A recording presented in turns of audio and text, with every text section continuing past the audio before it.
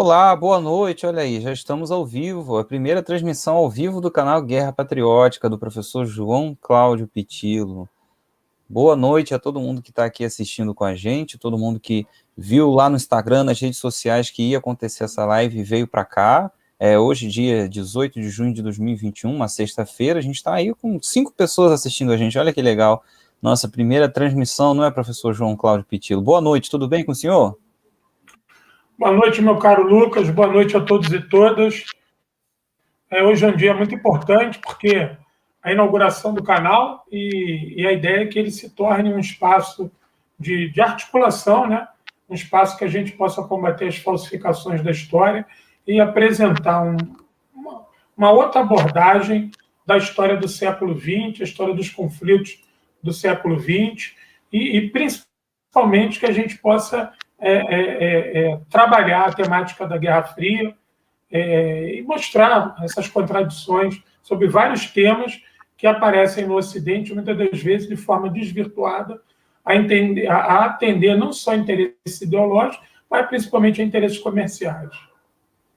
Exatamente sobre isso que eu ia falar. Bom, você já conhece o professor João Cláudio Pitilo de outro lugar, que é o Grupo de Estudos 9 de Maio, fora outras entrevistas aí que ele já deu e está sempre dando em outros canais. Mas agora está aqui no canal próprio dele, Guerra Patriótica, onde, como ele disse, vai falar de vários outros assuntos, não somente sobre a Segunda Guerra Mundial, a Grande Guerra Patriótica, mas também de outros temas muito pertinentes. Olha, vou começar fazendo aquele pedido. Se você está chegando aqui agora, já se inscreve no canal, compartilha o vídeo, que a gente está começando aqui do zero, não é, professor? Hoje é pedra fundamental.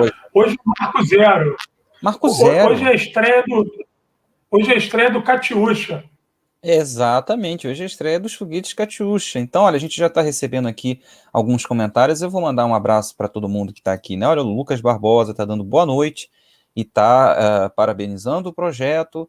A Ellen também está dando boa noite. Olha o camarada André falando boa noite para gente, que bacana. Denis, boa noite também. E olha, a nossa amiga, professor João Cláudio, a Camila Govedice também tá dando boa noite aí pra gente. Gente, obrigado por vocês estarem aqui. Vai mandando um oi aí para aumentar aí o engajamento e o YouTube ver que tem gente aqui. Olha o Juvando também dando um boa noite aí. Um abraço, Juvando, para você. Legal. A gente se vê aí na quarta-feira, inclusive em Camila, Juvando e o próprio João Cláudio também, né? Quarta-feira não teve, mas quarta-feira que vem a gente tem nossa aula marcada. Então, se inscreve aqui no canal, é coisa assim essencial que você tem que fazer para a gente começar a levantar esse projeto, é se inscrever aqui no canal e compartilhar o vídeo. Então, a gente, assim, professor João Cláudio, né, chegou com essa ideia de fazer o canal Guerra Patriótica, mas afinal de contas, qual o tema para a gente começar falando, né, começar assim, para chutar logo o balde e derrubar mitos? Qual o tema, assim, seria importante, interessante a gente começar falando? E aí, é óbvio, surgiu a ideia de se falar sobre esse fato histórico, que é um fato histórico, mas que muitas pessoas não aceitam que é um fato histórico, né, professor João Cláudio? Tem que ter pessoas até hoje que simplesmente não aceitam que isso aconteceu. Afinal de contas... Eles querem tomar a pílula de cloroquina da história. Exatamente isso. As pessoas querem tomar a pílula de cloroquina da história e não acreditar que em 30 de abril de 1945, Adolf Hitler cometeu suicídio e morreu em Berlim. Então, é muito comum hoje, muito comum, assim, você pode nem assistir televisão, se você só pesquisa na internet, é muito comum as teses conspiracionistas de que o Hitler conseguiu escapar de Berlim em 1945, não morreu lá, passou muitas décadas depois da guerra vivo, bem escondido em algum canto do mundo. Ou então que uma série de coisas, né, o que os soviéticos dizem é mentira, né, o corpo que os soviéticos têm é mentira, enfim. Vamos tentar entender de maneira, hoje, assim, bem clara, afinal de contas, tudo que a gente precisa saber sobre este tema específico. As verdades e as mentiras, né, sobre o paradeiro do Hitler. Morreu em Berlim em 45? Fugiu? Tinha possibilidade de fugir ou não? É o que a gente vai ver aqui hoje com o professor João Cláudio Pitilo. Eu sei que você está vindo de lá, mas muitas pessoas estão vendo a gravação. Muitas pessoas podem estar encontrando esse vídeo aqui muito tempo depois. Então eu vou colocar aqui na tela também o endereço do Instagram do professor João Cláudio Pitilo, o Guerra Patriótica. Então, se você está vendo esse vídeo aqui depois, o YouTube jogou você aqui, você nunca ouviu falar na gente, então, olha, segue o Instagram Guerra Patriótica, que é desse camarada aqui, o professor João Cláudio Pitilo. Lá ele faz publicações importantíssimas sobre a Segunda Guerra Mundial, sobre a Grande Guerra Patriótica, é o nome que esse conflito leva lá na antiga União Soviética, né? E se você quiser, não sei se você está percebendo, mas lá atrás dele, ó, tem umas placas lá, olha, uma escrita Leningrado em russo lá. Aquelas placas lá, gente, são placas especiais do período da guerra, são placas, são réplicas muito bem feitas que o professor João Cláudio Pitillo tem vendido aqui para gente sobre a Grande Guerra Patriótica. Você encontra essas placas também lá no Instagram dele. Se você entrar lá no @Guerra Patriótica, você consegue então encontrar placas diferentes, tá? Placas sobre Moscou, sobre Leningrado e Stalingrado. Até agora a gente tem essas, também tem a de Berlim e muitas outras novas placas virão aí, placas que são as sinalizações de trânsito da época da guerra. Olha que interessante esse tipo de decoração que você pode ter aí para o seu quarto, né? Você encontra, então, as informações, os preços, como adquirir lá no Guerra Patriótica. E eu acho que o professor João Cláudio Pitillo acabou de cair, porque eu não estou vendo ele aqui. A imagem dele caiu. Gente, me digam aí se vocês estão me ouvindo. Bom, enquanto a gente espera, então, o professor João Cláudio Pitillo reaparecer, agradeço aqui ao Lucas, que está falando que vai compartilhar esse canal com todos os camaradas. E também, olha lá, o André falando, ó, bota like e se inscreve. Obrigado. Olha o Samuel falando aí com a gente, grandes camaradas. João, boa noite. É o João Oliveira, chegou aqui, boa noite. Olha o Joami também, que sempre está aqui com a gente. Olha aí, o professor João Cláudio Pitillo voltou. Então, professor João Cláudio, quando você deu aí essa pequena queda, a gente estava falando aqui sobre as questões das placas que você encontra lá no Guerra Patriótica, né? E não tem Moscou, Stalingrado, Berlim também, olha lá, escritas em russo, a qualidade da réplica é perfeita, é muito bonita, todo mundo que comprou postou foto, adorou, falou que combinou muito bem com o quarto, olha essa que ele está segurando de Moscou, são placas de trânsito. Pode parecer uma coisa que ninguém liga, né? Mas tem uma importância essencial durante a guerra. As placas de trânsito é que mobilizavam as tropas pelas estradas corretas, qual o caminho a ser seguido. Então tá cheio de história que você pode contar aí com essas placas, além de, é claro, não só decorar, mas você também tem uma boa história para contar quando alguém chegar e perguntar: o que é isso aí? Que letras estranhas são essas aí? Então um grande abraço para as 14 pessoas que estão aqui com a gente. A Thelma também chegou e deu uma boa noite. Então, professor João Cláudio, a gente falou das placas e a gente já anunciou o tema, a morte do Hitler. Antes da gente começar a falar, assim, especificamente dos mitos e tal, queria que o senhor pudesse, por favor, fazer um levantamento ali, afinal de contas, qual era o cenário final dessa data, 30 de abril de 45, e como é que de fato se deu, com base em todos os documentos científicos, né? A gente trabalha com a ciência aqui, com base com todos os documentos que a gente tem disponibilidade hoje, se puder também citar quais são esses documentos, como é que se deu, afinal de contas, o que a gente sabe até hoje, esse final do Hitler, essa morte, né, lá no bunker, né, que ficou muito conhecido por causa daquele filme, A Queda, né, aquele filme ali popularizou muito a morte do Hitler. Afinal de contas, então, qual é a verdade histórica por trás desse fato, que é um fato, assim, um dos episódios mais dramáticos e finais da Segunda Guerra Mundial? Lucas, olha, para o bem e para o mal, o Hitler virou uma figura histórica. Ele é uma figura do século XX e vai transcender. Muitos e muitos anos nós vamos falar do Hitler e da guerra. Não tem como desassociar a figura de Hitler da guerra. Mas o que acontece? A figura do Hitler ela vai se tornar comercial a partir da continuidade desse mito de que Hitler não morreu em Berlim em 1945. Então, o Ocidente, o capitalismo tem esse dom de transformar tudo em mercadoria. Não interessa se é verdade ou se é mentira. Virou uma mercadoria. Então, você tinha momentos, agora não, na pandemia é difícil, mas tinha momentos, e também isso é uma coisa que eu vou falar que está em baixa, né? A banca do jornal, mas tinha momentos que você passava nas bancas de jornais aqui no Rio de Janeiro, na área central, onde tinham as grandes bancas de jornais, você via 6, 7 revistas com Hitler na capa. E como a figura do Hitler é vendável. E claro que para você continuar vendendo Hitler, você precisava de ter uma história por trás disso. o Hitler morreu em 45, acabou. O que mais poderia ser anexado à figura do Hitler para que ele continuasse comercialmente vendável? Então, essa questão do mito de que Hitler escapou da Alemanha, ele tem dois propósitos. O primeiro é a questão comercial. E o segundo, que é negar peremptoriamente de que a União Soviética tenha posto as mãos no cadáver de Hitler.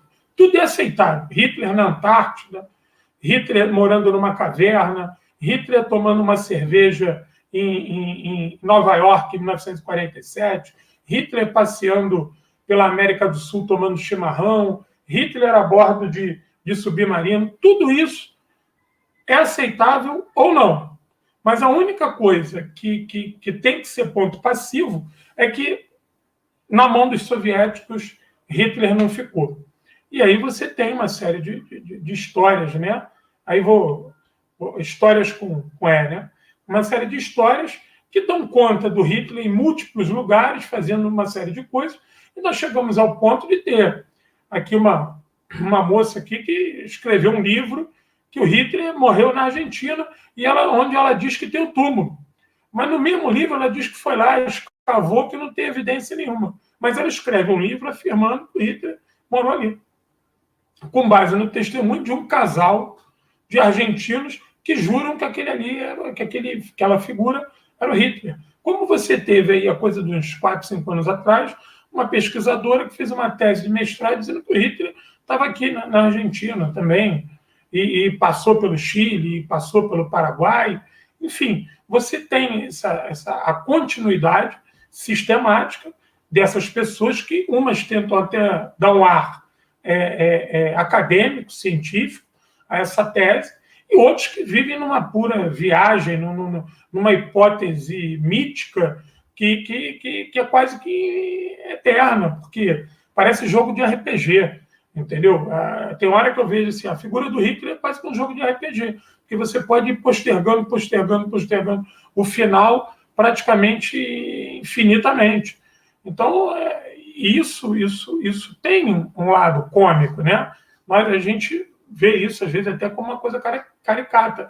Mas isso é algo que foi constituído na Guerra Fria com o objetivo de dizer o seguinte: não, seja qual for a teoria, ela pode ou não ser aceitável. Mas a única coisa que não pode ser aceitável é que o cadáver de Hitler jaz nos arquivos ora soviéticos e agora russos. Isso não pode ser aceito. Isso não tem evidência, isso não tem prova, mesmo com osso, mesmo com arcada dentária, mesmo com uma série de testemunhas, ou seja, as testemunhas que estavam no bunker com Hitler, elas não têm valor. Mas o casal de argentinos que diz que conheceu um fazendeiro que era o Hitler, tem valor. Ao mesmo tempo, o cidadão em Nova York, em 47, que ligou para o FBI dizendo que Hitler estava tomando café em Nova York. Inclusive, disse que reconheceu ele pelo bigode. E acredite se quiser, o FBI abriu um procedimento de investigação com um telefonema de um cara que disse que viu. E aí eu fico imaginando, o Hitler aparecia em Nova York igualzinho, ele aparecia em todas as imagens, inclusive com o bigodinho dele. Ou seja, isso tudo tem algum valor, né? Mas a União Soviética, com todas as suas testemunhas e investigações e documentos, isso não tem valor. E por que eu decidi inaugurar o canal? Volto a agradecer a presença de todos e todos. É aquele esquema, se inscreve no sininho, que aqui nós vamos produzir bastante coisa. A ideia é que aqui seja um contraponto bem bacana para falarmos não só da Segunda Guerra Mundial, mas falar de todos os conflitos do século XX nesse contexto do imperialismo. Mas o que me chamou a atenção, e que me colocou na cabeça ali, não, eu vou abrir um canal com esse tema, foi uma professora minha, que é uma grande professora, uma grande pesquisadora, uma mulher que está há 50 anos na universidade pública, a vida toda ela teve como prumo dos seus estudos a União Soviética, ela conhece a Revolução de 17 muito bem, fala vários idiomas, já conhece o mundo todo através das pesquisas dela. É uma sumidade, ela, uma sumidade a nível intelectual, a nível pessoal e mais. É companheira. E eu conversando com ela, coisa de uns meses atrás, e conversando sobre a guerra, ela falou assim para mim, Ju, essa história de que Hitler, os soviéticos pegaram Hitler, acho que não é verdade não, né? Eu tomei um choque, eu falei, pô, o tiozinho aqui da esquina, o parceiro do futebol, o coleguinha do sorvete, todos esses podem duvidar disso, mas ela não poderia. E eu fiquei assim, atônito quando ela falou isso, e eu fiquei até sem graça, desviei o assunto e a prosa foi para outro rumo, porque ela é uma pessoa fantástica, que eu tenho muito respeito, muito carinho, é uma grande mestra. Mas, ou seja, até ela, coitada, foi bombardeada por essa história. E aí você tem programas na televisão, né, na pista de Hitler, caçando Hitler, e tem Hitler para tudo quanto é lugar. E mais, é uma saga, né? Hitler parte 1, parte 2, parte 3, isso vai surgindo assim em cada momento. E se você entrar aqui na internet, você também vai ver uma série de teorias. Você vai ver, pesquisando o assunto, né? Eu vi aqui que tinha um vídeo aí de um rapaz falando da teoria do Hitler na Antártida, que o vídeo tem 300 mil visualizações. Independente se os 300 mil pessoas concordaram ou não, mas 300 mil pessoas assistiram aquilo. Uma história fantástica, completa, distópica, em que o Hitler vai morar na Antártida. Eu fico imaginando alguém sair na década de 40 e decidir passar os seus últimos dias na Antártida. Então, esse cenário me levou a estar aqui hoje com vocês e a gente tocando nesse assunto. Mas, indo direto ao que o Lucas colocou, o ambiente de maio de 1945, no bunker, era um ambiente terrível. A figura do Hitler, a pessoa, Adolf Hitler, era uma pessoa que estava completamente combalida a nível físico.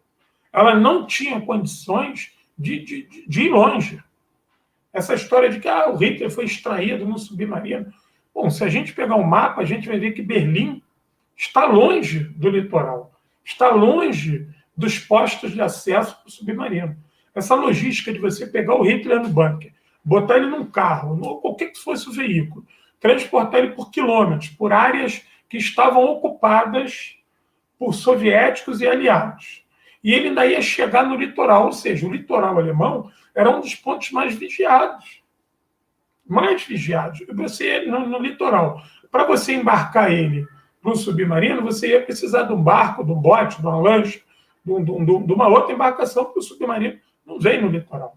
Então, olha só, você ia ter que expor a figura mais importante daquele momento a uma série de vicissitudes da guerra, na qual, se ele estava escondido no bunker, é porque ele queria se resguardar quanto a isso. Nós vimos que Mussolini, tentando fugir, ficou pendurado lá no posto de gasolina. E o Hitler não ia se expor aquilo. Hitler ficou muito assustado quando ele soube dessa situação do Mussolini. Claro que foi oferecido a Hitler várias rotas de fuga. Várias. Mas elas eram fugas de raia miúda. Porque a Alemanha estava completamente tomada. O Hitler podia ser um fascínora, mas ele não era um idiota. Ele ser pego em campo aberto, como Mussolini foi, ele sabia que o fim que ele teria. Então, ele poderia ter pensado numa negociação enquanto fuga. Eu vou fugir, mas algo negociado. Vou me entregar para os aliados, para os soviéticos, não, que vão arrancar meu couro, mas para os aliados, tal. Ele poderia ter feito isso. Mas ele sabia que a figura dele havia transcendido o momento. Ele era o Führer. Ele era o Führer do Reich. E o Reich estava acabando. Então, o Hitler, ele não era... A gente não pode tratar o Hitler como um bufão que, no final, ia fazer uma pataquada. Diferente de figuras como o Göring, é diferente. Então, o Hitler, ele não ia se expor. Desculpa, ele não ia se expor a uma fuga fantástica. Não depois do que aconteceu ao Mussolini. E mais, ele não conseguiu nenhum acordo com os aliados. Ele tentou por N vezes, com vários prepostos, todo o staff dele viaja para falar com a Eisenhower. Muitas negociações com o comando aliado foram feitas enquanto Hitler estava no bunker. Muitas. Não pense que foram poucas. E o comando aliado, eu não queria mais negociar com Hitler, porque o Hitler já não representava mais nenhum perigo. A negociação que os aliados, e ora também os soviéticos, entabularam com algumas lideranças nazistas foi de rendição. Olha, você não tem armistício, não tem intertício, é rendição total. E o Hitler sabia que numa condição de rendição total, isso era desfavorável para ele enquanto dirigente máximo em negociação. Como é que você negocia com um inimigo mais forte que exige a tua rendição total? Não há negociação.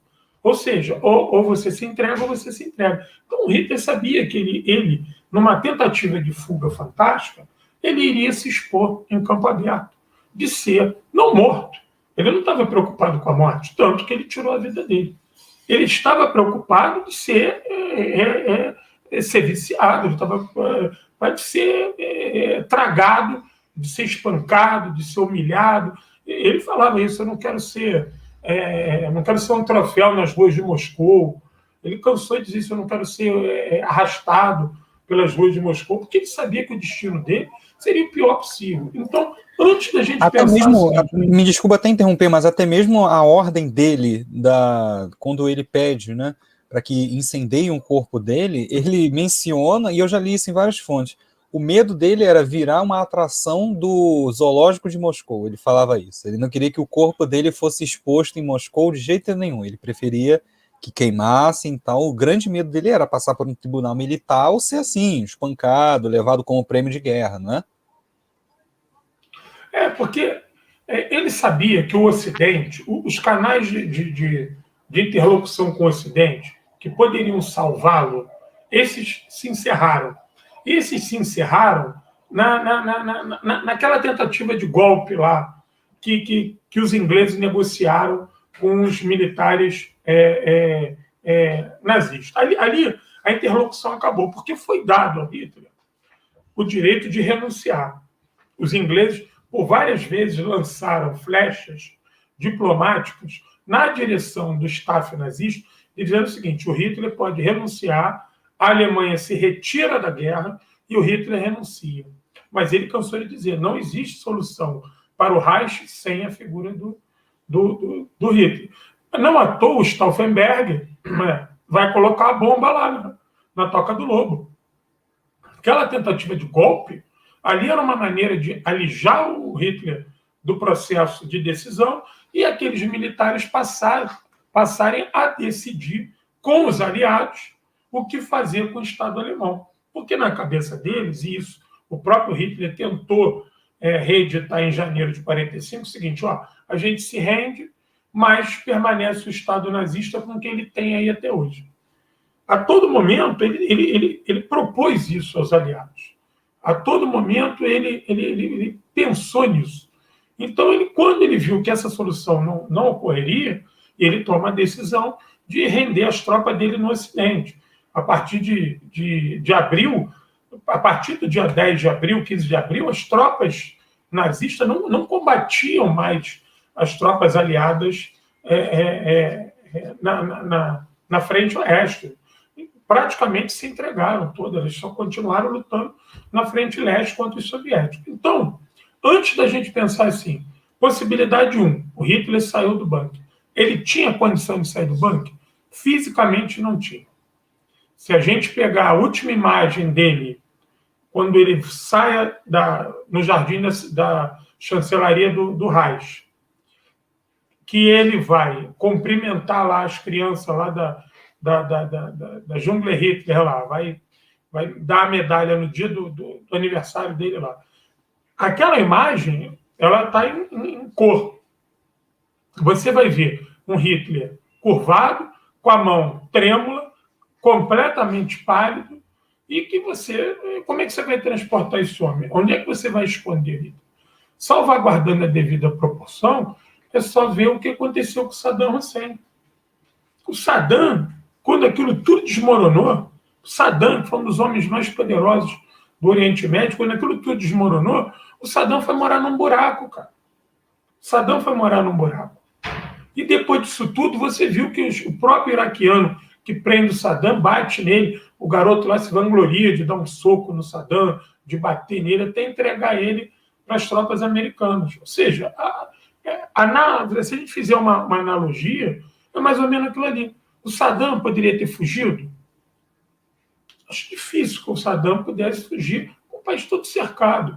Nós vimos a covardia que foi feita com o presidente Gaddafi, né? O presidente Muammar Gaddafi, mas você vê, com Trípoli cercada, ele tenta sair. Nós vimos ali a dificuldade que foi e aonde que o presidente Muammar Gaddafi acabou sendo morto ali covardemente ali por um bando de canalhas e de mercenários, de uma maneira torpe daquela ali. Ou seja, era esse o destino do Hitler, que não foi diferente do que aconteceu com Mussolini.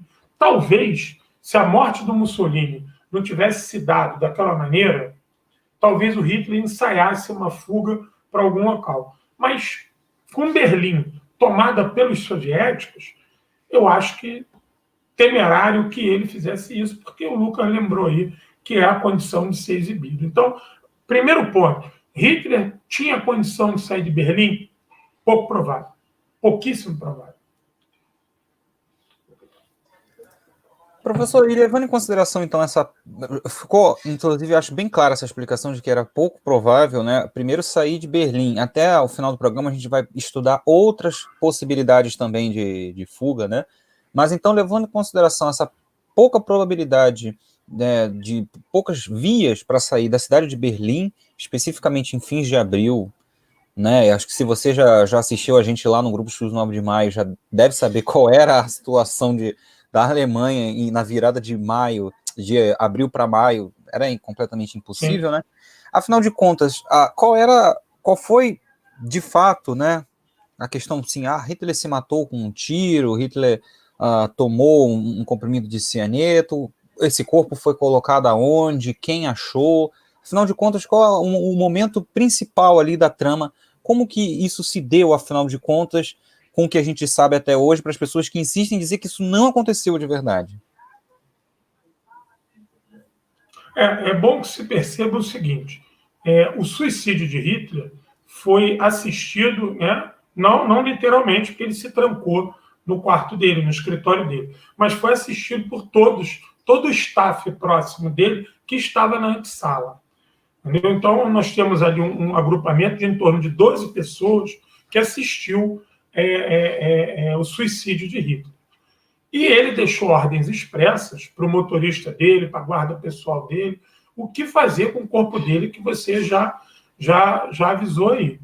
Mas ele foi cuidadoso, porque ele não tinha certeza se o cianeto ia funcionar. Tanto que ele testou o cianeto nas cachorras dele primeiro. Ele viu que a cachorra morreu, mas ele fala isso. Eu sou mais pesado e maior do que um cachorro. Então ele toma o cianeto, na arcada dentária dele, inclusive, está marcado o azul, né, do cianeto, e ele dispara a pistola dele na cabeça, enquanto ainda estava lúcido, para ter a certeza da morte. A Eva Braun toma só o cianeto. Então, além das pessoas que assistiram o corpo dele com a cabeça furada, o sangue e o azul na boca, as pessoas sentiram um cheiro muito forte do veneno quando entram no quarto, né? Que era um bunker, não tinha janela, era só o suspiro, só o respirador. Então, aí começa todo um processo de esconder o corpo. Porque a ideia era essa mesmo, deixar essa dúvida. Hitler morreu ou Hitler fugiu? Ele sabia disso. Eu vou plantar essa dúvida que ela vai acabar ficando lá de eterno. Então, as ordens são queimar o meu corpo até que ele não se torne nada e enterrar num local onde ninguém saiba. Então, as medidas foram tomadas por um grupo muito seleto, os 5 oficiais da guarda dele, né? O motorista dele, inclusive, ele usa 200 litros de gasolina, ele usa 4 galões de 50 litros, tira das viaturas lá do carro, e as pessoas que estão lá fora assistem o fato dos galões serem retirados e se perguntam, essa gasolina vai para onde? Aí o ajudante de ordem do Hitler falou, não, essa aqui é uma ordem especial para levar para uma viatura. Então, ele é enterrado numa parte de trás da chancelaria, perto daquele suspiro, daquela construção cônica, que ninguém tinha acesso. Ali era um acesso muito controlado. Ah, mas como é que se tirou o corpo dele lá do último andar do bunker? Ele foi enrolado num tapete e o bunker foi esvaziado para que se passasse ali com aquele corpo onde ninguém sabia. Nós tínhamos que ver o seguinte, naquele momento, você tinha pessoas que já não iam mais em casa. Pequenos funcionários, militares, o comando que tentava dirigir ainda a guerra, essa turma já dormia, essa turma já estava morando no bunker. Então, depois da morte do Hitler, aquele agrupamento menor vai ficar sabendo que ele se matou, o corpo dele é extraído, e aí você vai dizer para os outros, você vai dizer para o resto das pessoas que trabalhavam nos outros andares que Hitler realmente morreu. As pessoas vão saber que Hitler morreu, mas não vão saber que ele se matou e não viram passar aquele tapete enrolado com ele e não tiveram acesso ao local onde foi queimado. E esse local onde foi queimado foi um local onde tinham poucas pessoas. A gente até conversou nos bastidores essa semana da secretária dele, desses oficiais comandantes, desses oficiais que eram ajudantes de ordem e dois coronéis que eram os ordenanças dele ali, mais direto, que era a ligação dele com o mundo externo. Então, o mistério sobre o paradeiro de Hitler, ele também foi até para quem estava trabalhando com Hitler. Nem todo mundo viu a dinâmica. Tomar o veneno, dar um tiro na cabeça, o corpo ser extraído, ser queimado, porque o bunker estava sob ataque aéreo, ataque de artilharia. As pessoas não iam no jardim da chancelaria, porque o bunker ele era embaixo da chancelaria. E os soviéticos sabiam que ali era a chancelaria do Reich, que ali funcionava o comando do país. Então, ali era um dos locais mais sacrificados com artilharia. A gente tem foto aí na internet. Vocês vão ver não só a chancelaria que é arrebentada, mas as crateras que tinham no jardim por causa das bombas que estavam caindo ali. Enfim, então o corpo some nesse período. Do dia 30 ao dia 5, há uma dúvida. Onde está o corpo de Hitler? E isso só vai ser, esse quebra-cabeça só vai ser montado a partir das unidades SMERSH que vão à chancelaria do Reich procurar os indícios do Hitler, e não só os indícios do Hitler, procurar toda aquela documentação, procurar todos aqueles nomes, procurar todo mundo ali que estava envolvido. O Lucas está botando aí, tá vendo esse formato cônico aí? Isso aí é a traseira, é a parte dos fundos. Por dentro desse muro, esse jardim aí, essa outra construção retangular, atrás disso aí, é que foi onde ele foi enterrado. Ou seja, quem estava no bunker não saía com medo de ser atingido por uma bomba, um obus, uma granada.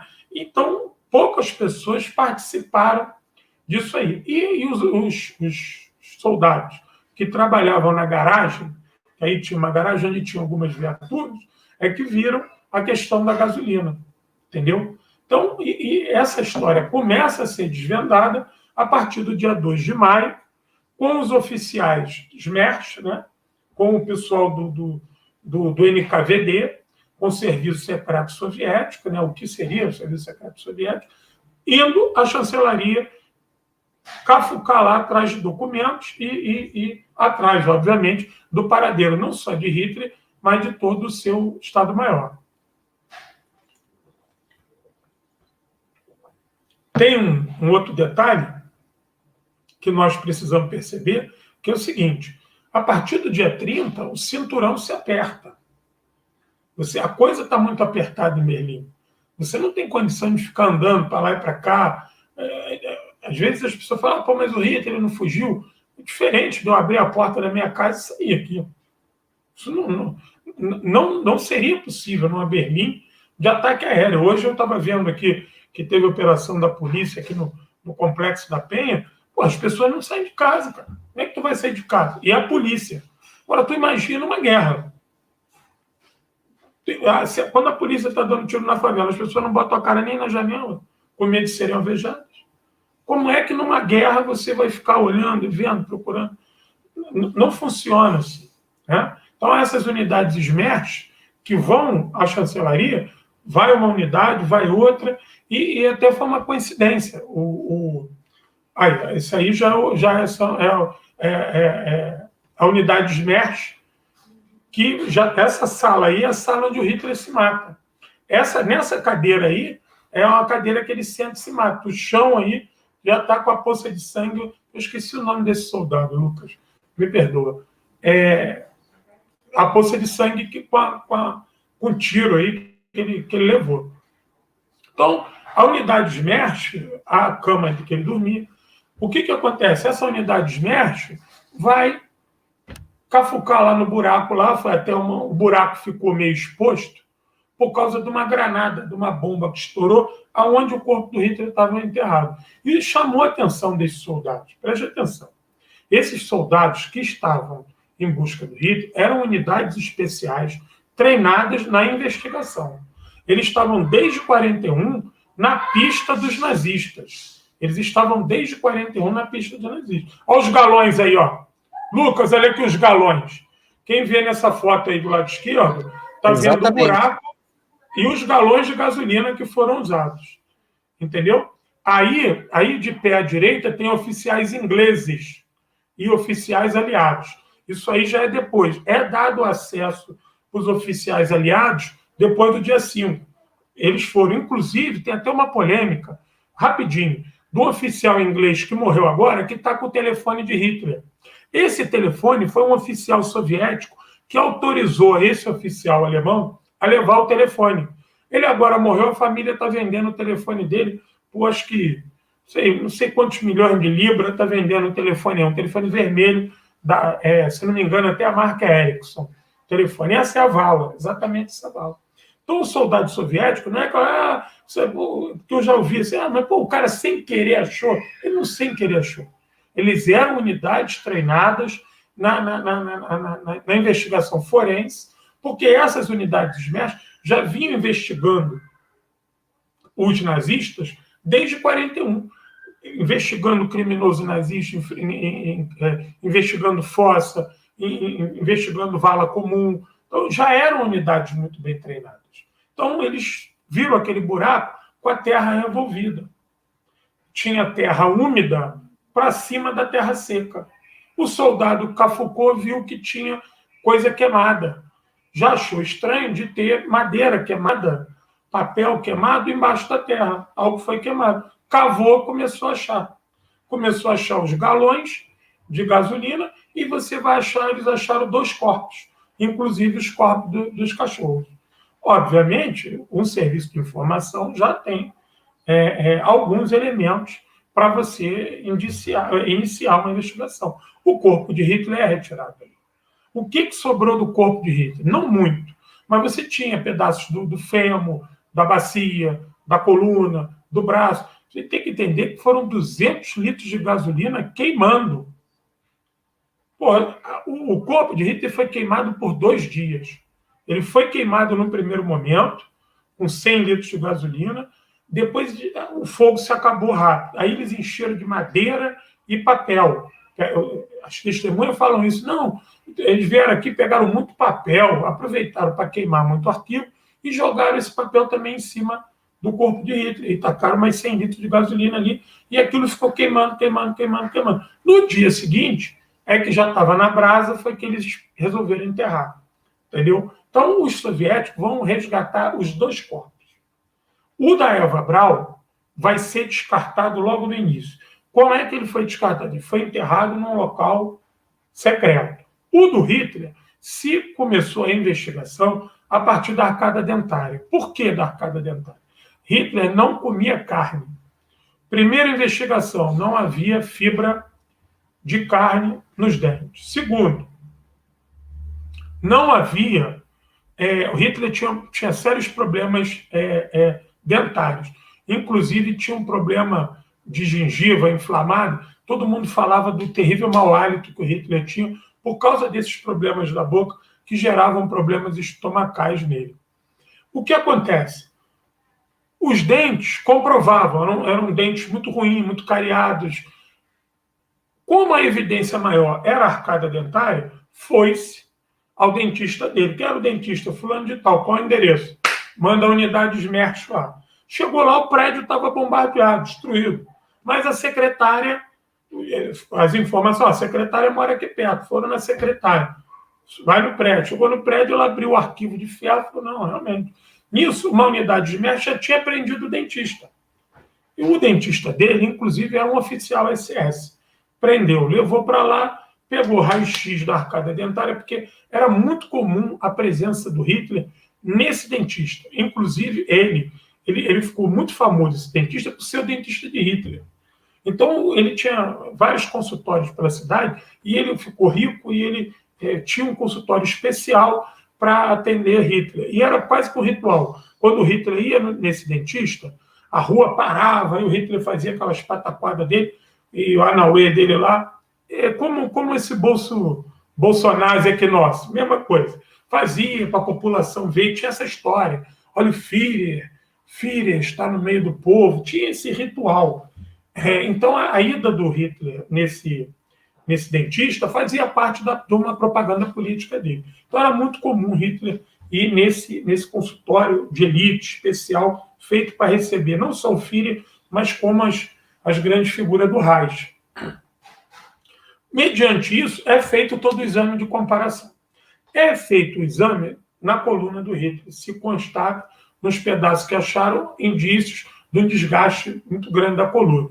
É feito a medição dos ossos e é feito um exame que eles tinham da questão da porosidade do osso, que estima a idade. Ou seja, tudo bateu. É ele. As testemunhas são todas presas. Todo mundo do staff do Hitler foi preso imediatamente. O Smerch reuniu, fez o organograma do bunker, na mesma hora e prendeu todo mundo. Prendeu, isolou e interrogou todo mundo exaustivamente. Todo mundo foi interrogado várias vezes. Todo esse material foi compilado e mandado para Moscou. Moscou iniciou imediatamente uma investigação. Esse corpo do Hitler vai ser enterrado numa floresta, ali perto de uma base soviética. Poucos oficiais sabiam disso. A ordem veio direto de Moscou. O corpo tinha que ser enterrado num local onde ninguém saberia. Ficou a cargo disso um major e um tenente-coronel e a unidade que pegou o corpo. Essa unidade ficou na guarda do corpo a todo momento. Onde o corpo ficou enterrado era uma unidade militar próxima, então era um local que estava sob forte vigilância. O que acontece? Desse corpo foi separado a arcada dentária, que o Lucas está mostrando aí, e o crânio que tem o furo. Só que o fogo queimou uma parte do crânio, e o que você tem isso? O que você tem no crânio é esse buraco aí que lembra um buraco de bala. Mas como você não tem o crânio todo, você não pode afirmar, isso é decisivamente um buraco de bala. Não. A perícia mostrou que pelo calibre da arma, a arma do Hitler era uma pistola 7,65, pelo calibre da arma, pela posição da mão, pelo que, teoricamente, o espaçamento, o buraco casa com um tiro de pistola no calibre 7,65. Entendeu? Isso, nenhum técnico forense vai dizer assim, não, é realmente um tiro de pistola. Porque só sobrou isso aí do crânio. Do crânio só sobrou isso, e sobrou a parte de baixo e de cima do maxilar, o malar, né? O resto foi descartado, porque o resto do material do Hitler não servia para perícia. Isso é uma época que você não tem DNA. Né? Então, o que interessava era dente e o crânio por causa do buraco do projetil. Todos disseram que tinha sangue no local, e os oficiais Smerch, quando chegam àquela sala que você mostrou, está banhada de sangue, e se colhe o sangue ali também. Só que você não tinha como fazer uma comparação ali. Você ainda não tinha elementos fidedignos, né, para você testar, não, esse sangue aqui realmente é do Hitler, porque não existiam outras amostras do Hitler que pudesse ser comparado. Enfim, e outra coisa também, você poderia fazer isso até com filho, né, mesmo sangue e tal, mas né, isso não aconteceu. O que acontece aí depois? A União Soviética se dá por satisfeita. Ela já tem a certeza que Hitler está morto. Ela vai começar outras investigações. Ela quer saber do Martin Bormann, ela quer saber do Eichmann, ela quer saber do Klaus Barbie, ela quer saber de todo mundo. Aquela turma que fez os extermínios na União Soviética. Tanto que a União Soviética tinha tanta dúvida do Martin Bormann. Por isso que nós temos aqui o livro aqui na pista do Martin Bormann. Porque o Bormann, até pouco tempo atrás, até 20 anos atrás, se achava que o Bormann tinha conseguido fugir. Se você perguntasse aos arquivos soviéticos, eles iam dizer, olha, nós não temos a pista do Bormann. Não. Há 20 anos atrás, uma obra lá no centro de Berlim, escavucaram, acharam um esqueleto. Quando pegaram o esqueleto, estava cheio de documento, fizeram o DNA com um parente, era o Bormann. A última testemunha falou que viu o Bormann cair metralhado do lado de um tanque de guerra, que ele estava tentando acessar uma daquelas pontes no Rio Spree para atravessar para o lado onde estavam os aliados. E quando ele sai de trás de um tanque, tinha um tanque danificado, parado, ele estava atrás do tanque. E esse cara também estava fugindo, era um oficial alemão. E ele grita para o Martin Bormann, porque teoricamente o Bormann seria o herdeiro de Hitler. Né? Ele grita para o Bormann vir para o lado dele. Quando o Bormann sai de trás do tanque, o soviético dá uma rajada de metralhadora e ele fala, eu vi o Martin Bormann cair morto, ensanguentado, do lado do tanque. Eu olhei para o rosto dele, ele já estava com o olho virado. Só que o que acontece? O pau quebrando, bomba voando, muitos corpos na Alemanha foram enterrados ao Deus dará, porque não tinha identificação, e 20 anos atrás se achou o Martin Bormann. Estava lá, do jeito que a testemunha falou, no mesmo lugar. Foi na mesma noite, né, professor, que escaparam várias outras figuras nazistas também, o Axmann, que era o líder da juventude hitlerista, eles usaram linhas de metrô, né, para fugir do metrô de Berlim. Então, houve uma grande fuga ali nesse... Existia já um esquema dessa turma acertada com pontos de apoio no Ocidente, inclusive envolvendo o Vaticano e a Igreja Católica. Muita gente botou batina e ficou dentro de igreja. Entendeu? Existia, na época, houve uma acusação de que os soviéticos estavam violando as igrejas. Não estavam violando as igrejas porque chegava a informação que tinha nazista dentro da igreja. Aí tinha padre no centro de Berlim que se postava na porta da igreja com crucifixo, tal, os soldados soviéticos tinham ordem de entrar e vasculhar. E pegaram muita gente. Inclusive, quem primeiro gritou que o Vaticano estava dando documento para nazista fugir foram os soviéticos, que eles recolheram muito material dentro de várias igrejas, documentos, passaporte diplomático, inclusive passaporte suíço. A Cruz Vermelha Suíça, né, que operava, ajudou muito na fuga de nazistas para a Suíça, para a Áustria, ajudou muito, eles tinham base de apoio. Então, a União Soviética não teve interesse em falar assim, prendemos Hitler. Caçamos Hitler. Por quê? Porque você ia reduzir um período daquele histórico terrível à figura do Hitler. Então não houve por parte do Estado soviético dar esse louro, dar essa honra de que o Hitler era a figura central, de que a guerra só acabou porque o Hitler foi capturado. Porque isso ia tornar a figura do Hitler mais mítica ainda. Então houve o interesse soviético de não divulgar isso. Toda a perícia do Hitler foi entregue aos aliados.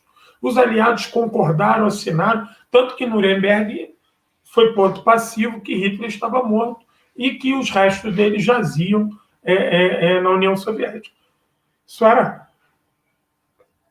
Desculpa. Ai, perdão. Era ponto passivo que os restos jaziam. Então, nunca houve, por parte dos aliados, até o FBI inventar essa história na década de 60, Não houve, por parte dos aliados, nenhuma contestação. Agora, os soviéticos fizeram uma jogada de mestre. Como tinha muito nazista abrigado no Ocidente, a União Soviética fez o seguinte jogo. Hitler morreu, a gente tem certeza que morreu. Mas se eles não têm a certeza, isso aí é um problema deles. Porque se Hitler fugiu, ele está no Ocidente. E se ele está no Ocidente, é um problema dos ocidentais. Eles é que resolvem. Então, a todo momento, trazer essa história de que Hitler fugiu era uma desgraça para quem? Não para os soviéticos. Porque quando as unidades Smersh chegaram no bunker na primeira vez e não viram Hitler, que avisaram Moscou, o Molotov é o cara que vai falar para o Stalin, vai falar assim, camarada, perdemos a besta. Stalin vai dizer, mas o nosso intuito nunca foi caçar a besta, foi acabar com o império da besta.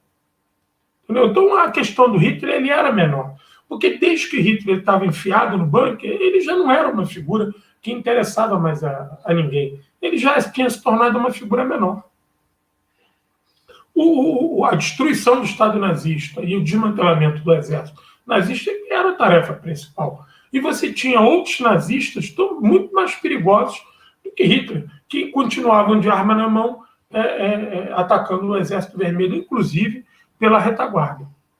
Então, Hitler já não habitava esses comandos nazistas que operaram no Báltico, na Prússia, eles já não respondiam mais nada a Hitler, Hitler não mandava mais nada. Hitler era só uma figura lendária, mítica, né? Por ser a liderança do Reich, mas já não respondia por nada. Então, se Hitler fugiu para o Ocidente. O ônus são dos ocidentais, não é mais da União Soviética. Até porque a União Soviética já tinha a certeza que a besta estava morta. Perfeito, professor. A gente já está praticamente chegando ao fim do programa. A gente ainda tem aqui alguns minutos ainda, mas ainda temos alguns tópicos interessantes a abordar. Ou seja, você que chegou aqui, pegou no meio, a gente está falando aqui sobre o verdadeiro paradeiro do Hitler, né? Tentando fugir um pouco aí dessa visão hoje em dia muito predominante e conspiracionista de que o Hitler teria escapado, de que ele teria vivido em outros lugares, até alienígena, professor João Cláudio Pitilo, até alienígena eu já vi metido nessa história de que o Hitler... Terra louca, a Josi está lembrando aqui. O Lucas, Oi. O meu filho, que tem 7 anos, essa semana ele viu a gente falando de Hitler, ele botou na internet e me chamou para ver que tinha um cara falando que Hitler morava na Terra Oca. A Josi está lembrando aqui no chat. Ou seja, até isso falou, mano, na Terra Oca, debaixo da terra, aquele programa ridículo, Caçando Hitler, no outro dia mostrou uma caverna onde Hitler ia morar. Ou seja, no final, Hitler virou um eremita, um ermitão. Nada a ver com o estilo de vida dele, né? Um estilo de vida todo opulento, uma vida cheia de luxos, né? Muito dinheiro, inclusive. Eu quero saber... e não tinha saúde para isso, cara. Ele já era um homem que estava completamente combalido, com uma série de problemas que ele, de repente, do dia para a noite, ele ia virar um saltimbanco. Não, impossível. Não tem isso. Agora, o mito da Argentina. Onde é que, eu queria o mito da Argentina? Sim, pois não. Não, prossiga. Não, porque esse mito da Argentina, ele é muito, assim, proeminente, né? Existem temporadas inteiras de programas no History Channel, no National Geographic ou canais da internet que realmente insistem de que o Hitler viveu na Argentina. Existe uma mansão muito famosa, que todo mundo já deve ter visto alguma vez na televisão, uma mansão que fica na beira de um lago, na Argentina, que seria muito próxima do que uma mansão na Baviera, né, nos Alpes, aquela coisa que todo Hitler gostaria. Aí alguém de vez em quando vai lá, acha uma moeda nazista no chão e fala, aqui está a prova cabal de que o Hitler realmente trouxe moedas nazistas para viver na Argentina, que daria super certo, né? A lógica funciona muito bem. Então essa lógica da Argentina, essa ideia da Argentina, ela é muito, muito, muito explorada por esses programas, que, claro, buscam ali, como você bem disse no início, né, o Hitler comercial, que se virou, né, um tema comercial, vendável. Mas, afinal de contas, existe realmente uma parte dessa história da Argentina que é verdade, porque, afinal de contas, teve gente que realmente fugiu para a Argentina. O Hitler, a gente sabe que não, tá aqui por A mais B, que não. Mas, assim, a Argentina tem realmente aí um papo que eu acho que, inclusive, é muito mais grave comparado à história do Hitler, com base nisso que você falou aqui, né? Porque envolve uma logística que acabou abarcando aí vários países, governos, instituições, né? Então eu queria, se o senhor pudesse falar essa questão de onde é que entra, afinal de contas, a Argentina, e quem de verdade, perigoso mesmo, fugiu muitas das vezes com a complacência do Ocidente para a Argentina, seja de submarino, tem história até de pessoas de alta patente da SS voando em voos comerciais, né, tomando champanhe, vindo para a América do Sul, como se tivesse tudo bem. Afinal de contas, queria que falasse isso aí para o pessoal. Por que a Argentina? A Argentina ela foi só um detalhe, ela se tornou a mais famosa. Mas a gente também pode falar do Paraguai, do Chile, do Uruguai ou até mesmo do Brasil. Porque, Do Brasil, é verdade. porque no Cone Sul, entenda bem, o maior partido nazista fora da Alemanha era o Partido Nazista no Brasil. A região sul do Brasil, que aí você não vamos falar de fronteira, porque não tem fronteira na região sul ali, a área tríplice fronteira é uma rua, tu atravessa uma rua, tá ali. Ali operava o Partido Nazista. Por quê? Porque era uma área de colonização alemã, austríaca, enfim, o Partido Nazista tinha uma base ali muito grande. E o governo alemão gozava de ótimas relações com o Brasil, com o Uruguai e principalmente com a Argentina. A gente não pode esquecer que a Argentina só declarou guerra à Alemanha em meados de 44. E a Argentina foi uma base de submarinos. Durante toda a guerra, os submarinos alemães operavam nos portos argentinos a nível de suprimentos. Quando o Brasil rompe com a Argentina, toda aquela turma da Ambiver que operava aqui no Brasil, porque nós tínhamos uma base nazista no Brasil altíssima. A gente pode pegar o livro do Stone Hilton e ver lá, Suástica sobre o Brasil, um livraço. Estou dando a dica aí do Stone Hilton. Vocês vão ver como eram as operações dos nazistas aqui no Brasil. Só que quando a coisa vira, o Getúlio manda prender todo mundo, e prende de forma espetacular.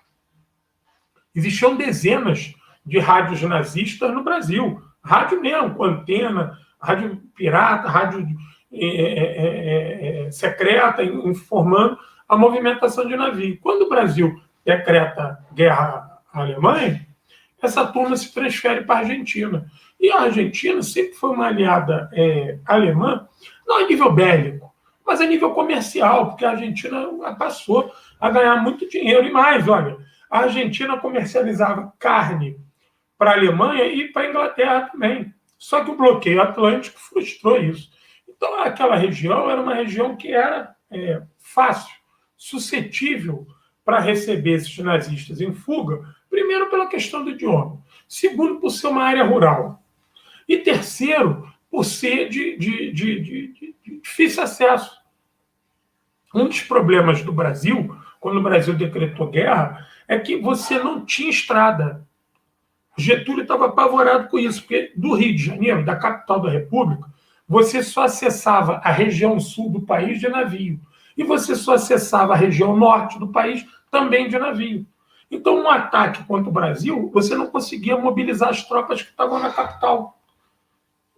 E a Argentina, sabendo disso, movimentou tropas na fronteira, e eu tenho esses documentos aqui, até porque isso foi a minha tese de doutorado, os documentos do Exército Brasileiro e do Getúlio, e da Polícia Política Brasileira, do DOP, do DEF, horrorizados, eles preocupados que a região sul você não acessava nem de trem.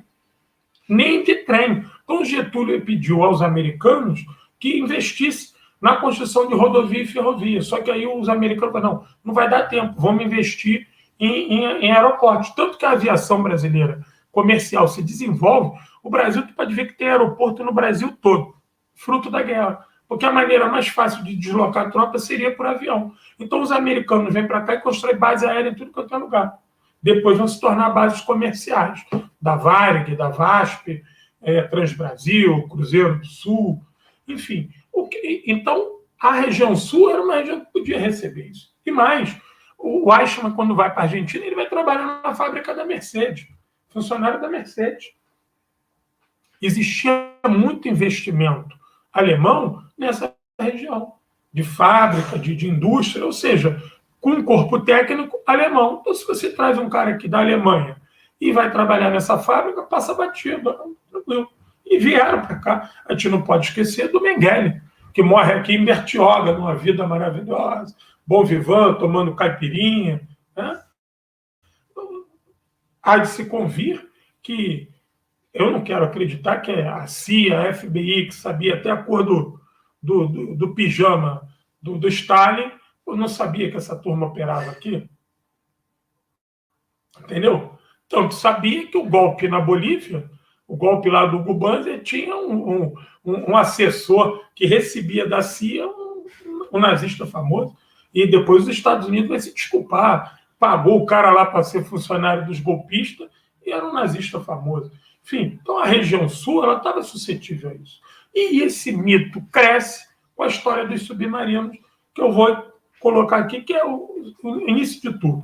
2 submarinos da Kriegsmarine recebem a ordem de se entregar, voltar para a Alemanha e se entregar. Ó, volta e se entrega, tem que se entregar. Esses 2 submarinos falaram o seguinte: por que a gente não vai se entregar? Se entregar na Alemanha, nós podemos ser presos. E esses 2 comandantes submarinos, eles já conheciam a rota do Atlântico, eles já conheciam a Argentina, porque eles já operavam aqui secretamente, recebendo água potável, combustível, alimento. Então eles falaram: nós vamos se entregar na Argentina. E foram para lá. Só que o governo argentino já estava nos acordos do pós-guerra. O governo argentino vai pegar os 2 submarinos, na vez de ficar para ele, para a marinha dele, né? Não, entrega os submarinos para os americanos, prende todos os oficiais e entrega para os americanos também. Entendeu? Então o americano, ele prendeu os 2 submarinos. Os 2 submarinos foram afundados depois em treinamento naval de tiro. E todas as pessoas que estavam a bordo desses 2 submarinos foram presas e levadas para os Estados Unidos e interrogadas lá. Se eles trouxeram Hitler, Papai Noel ou Mickey para a Argentina, os americanos sabem isso. Porque eles é que prenderam todo mundo e interrogaram. Claro que a polícia argentina também interrogou, também prendeu. E aí a dúvida começou no seguinte: tinha um submarino que estava faltando 2 botes. Então teve a teoria de que esse submarino usou esse bote para dispensar pessoas no litoral. Olha, volto a dizer, vejam a imagem do Hitler, o último filme dele, se aquele homem tem condição de ser colocado num bote para entrar na bacia do Rio do Prata remando, mesmo que tenha alguém remando para ele, vocês vão ver que não tem nenhuma condição disso. Então essa história, ela esbarra no momento que o FBI faz a primeira investigação na década de 60, faz uma na década de 70, e o FBI fala o seguinte: não, é inconclusivo, porque todas as testemunhas não apontam nada, só falam. Só que esses programas aí que o Lucas citou, eles falam assim: não, o FBI tem uma investigação, eles falam da abertura da investigação, mas não falam do final da investigação. Então isso o mito ficou nessa história dos submarinos, que se tem a informação oficial de que os submarinos não trouxeram ninguém. E se trouxeram, foi raia miúda. Porque o Eichmann chegou via Vaticano. Entendeu? Os outros nazistas chegaram, como o Lucas falou, num passaporte diferente, com uma roupa bem trajada, pagando de rico. E tiveram vida de rico, tiveram uma... O Eichmann não, que ele trabalhava lá na fábrica, lá meio que como se fosse um capataz, né?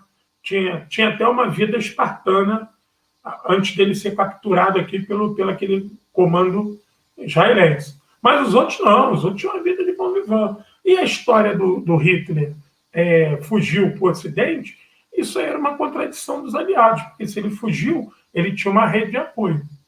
Quem é que apoiava Hitler? Hitler não tinha condição disso no supermercado fazer compra. E se tinha essa rede de apoio, isso era um problema dos aliados. Então, os aliados ficaram entre a cruz e a espada. Se a gente diz que a história do soviético é mentira, a gente se coloca na forca, como nós, incapazes de prender Hitler ou conivente com essa fuga de Hitler. Né?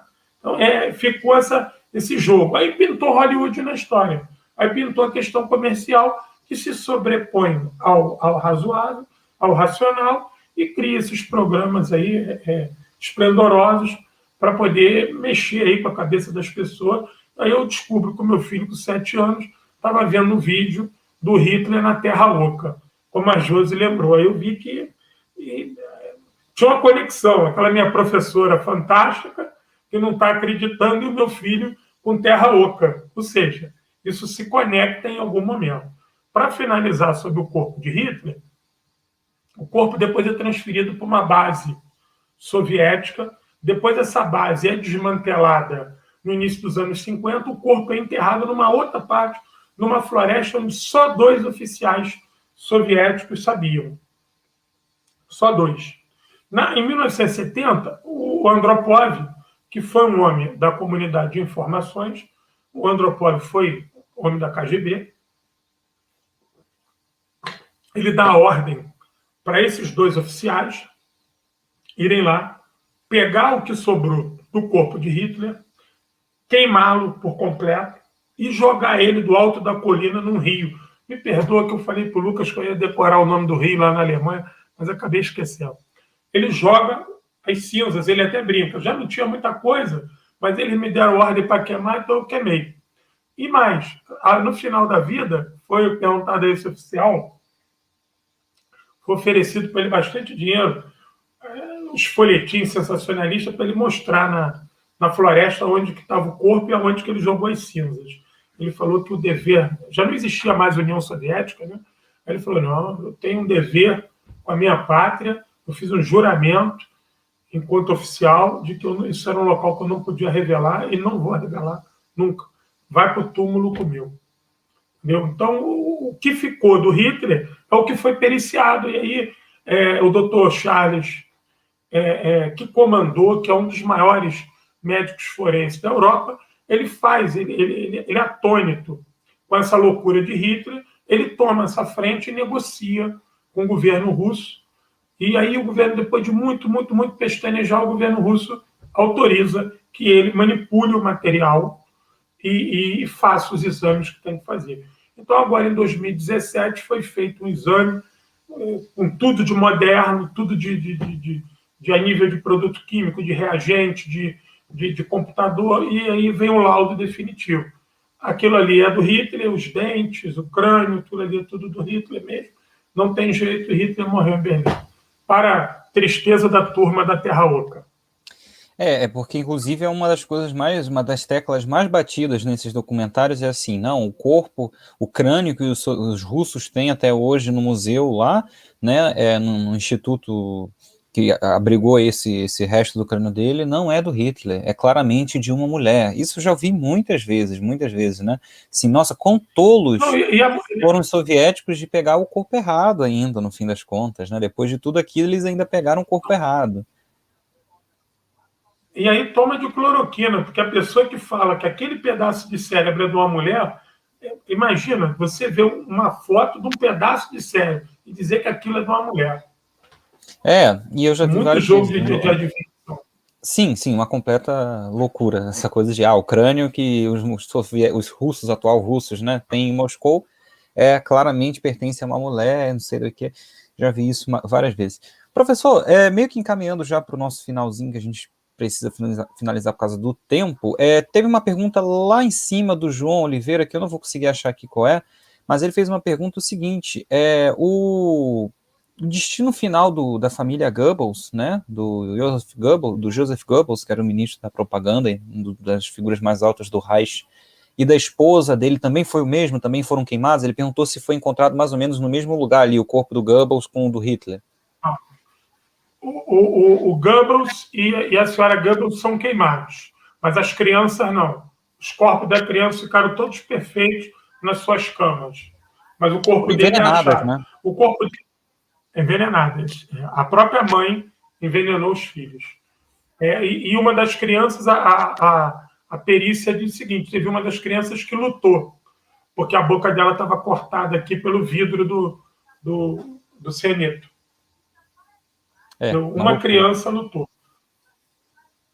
Mas não foram só eles, não. Vários outros nazistas, naquele momento, se mataram no bunker. Coisa de quase 20 e tantos nazistas, mais de 20 corpos os soviéticos acharam com aspecto de suicídio no bunker naquele dia 2.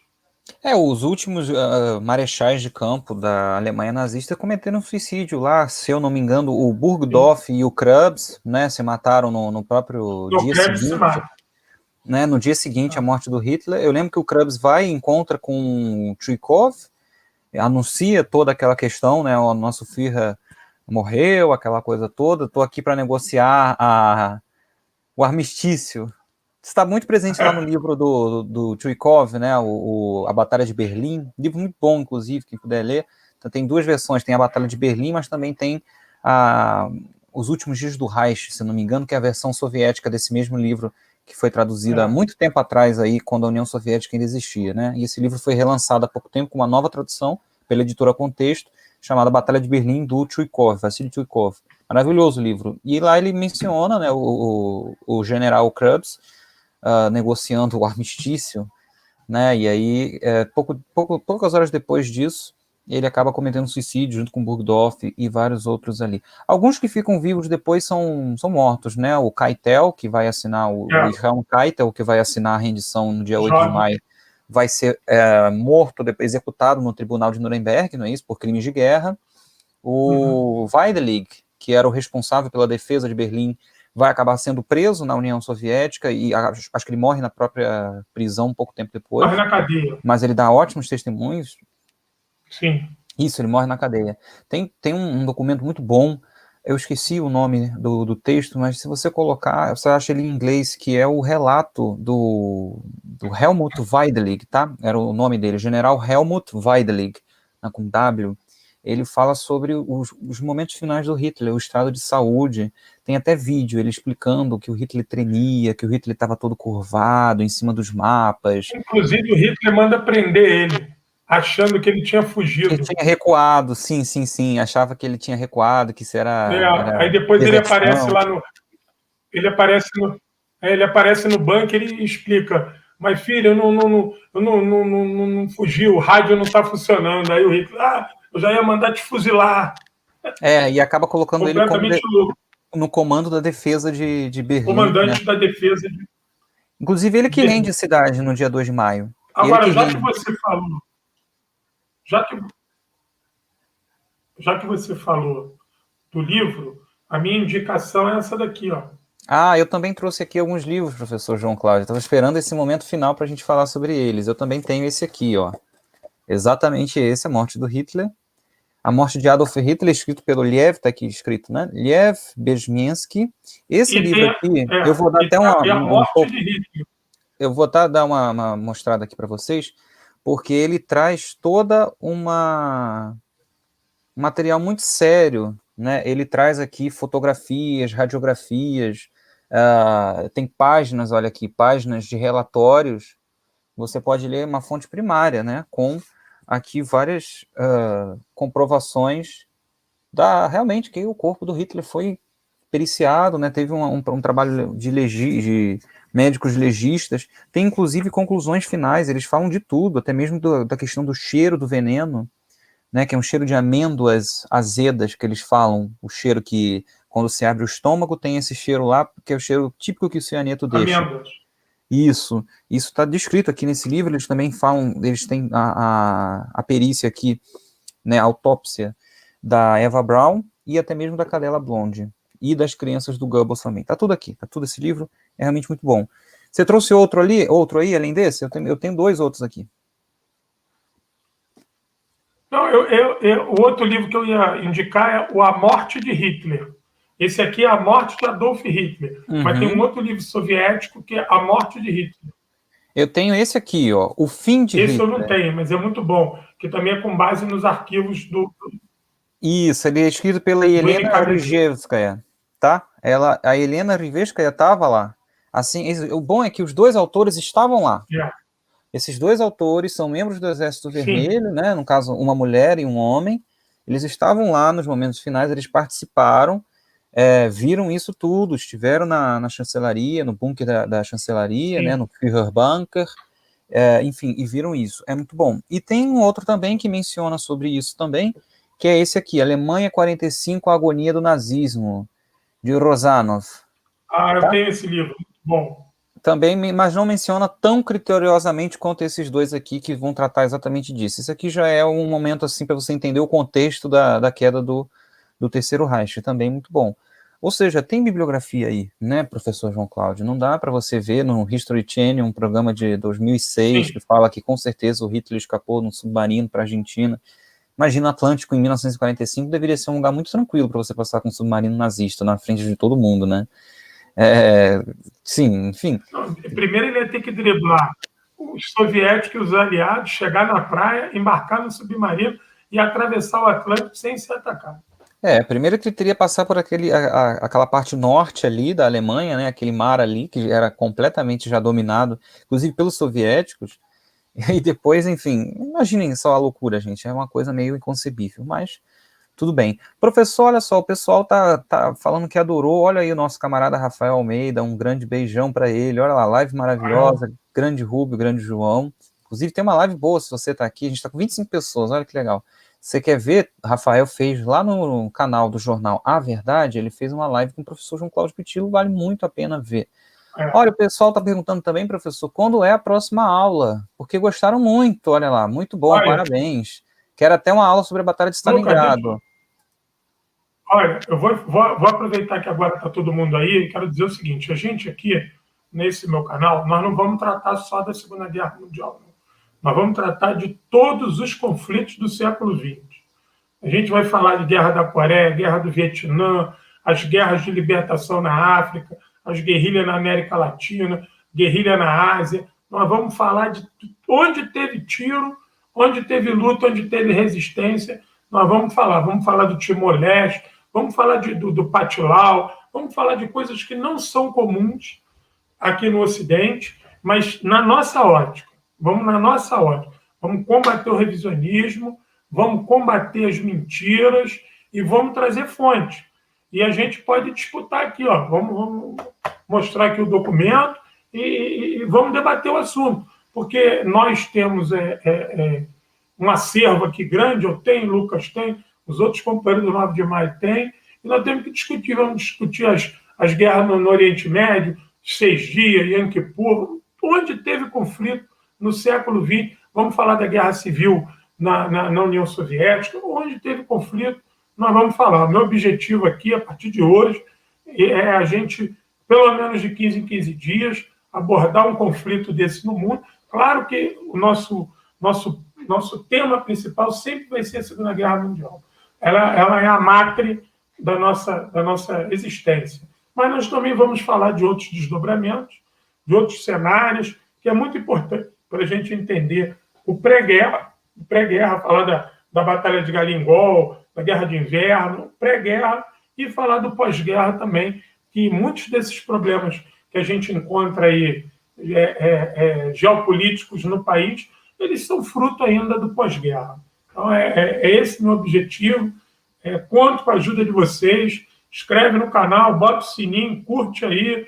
Vai lá no meu Instagram, lá no @Grandes Guerra. Não deixe de ir no Baú do Rubio, @Baú do Rubio, uma aula de história. É um passeio pelo leste europeu. Em breve ele vai estar inaugurando uma seção latino-americana também lá, e africana. E africana, é verdade. Não vou revelar aqui não, para não espantar a surpresa. Entendeu? Então, a gente precisa aí furar esse bloqueio do capital, que é muito grande. Você entra nesse YouTube, cara, para falar de guerra é uma pataquada terrível, terrível, terrível.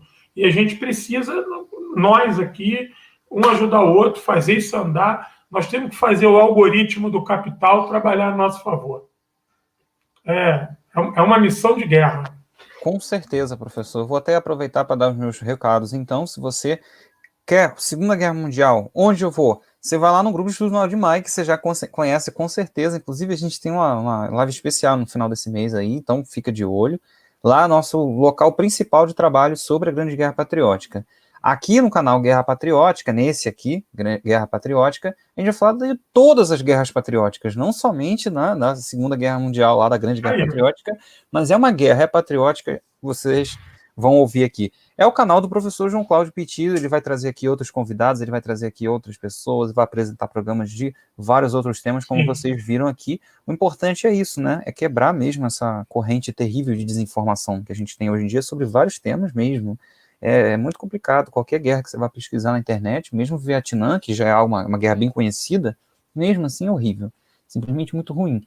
Então, você quer ouvir falar sobre Cuba, África, Ásia, até mesmo Brasil? Fica aqui no Guerra Patriótica. Eu vou deixar mais uma vez meu pedido para você se inscrever no canal, compartilhar esse vídeo com a galera. E esse canal já está até preenchido de várias coisas. Quando acabar a live aqui, faz o seguinte, clica aqui no canal e você vai ver que hoje foram postados várias entrevistas, várias matérias. Tem uma entrevista muito boa do professor João Cláudio Pitillo, né, na TV comunitária, na TVC do Rio de Janeiro. Também tem no canal Futura. Tem vários materiais muito bons que já foram postados aqui no canal hoje mais cedo, e você pode ver aí e jogar para a galera. Vai jogando para o pessoal, porque a gente precisa da ajuda de vocês, né? O canal não funciona sem a ajuda de vocês. Professor João Cláudio, quer dar algum recado final para o pessoal? Olha, agradecer a todos e todas aí, nessa minha jornada aí no mundo cibernético. Eu tenho conhecido muita gente bacana, minhas queridas bruxas da noite ali, Camila, Josi, minha querida gatinha do Instagram, Ellen, e não posso deixar de agradecer a você, meu querido Lucas Rubio, que é o cérebro por trás dessa nossa maratona cibernética aqui. Sem o Lucas, as carrapetas aqui fica meio difícil.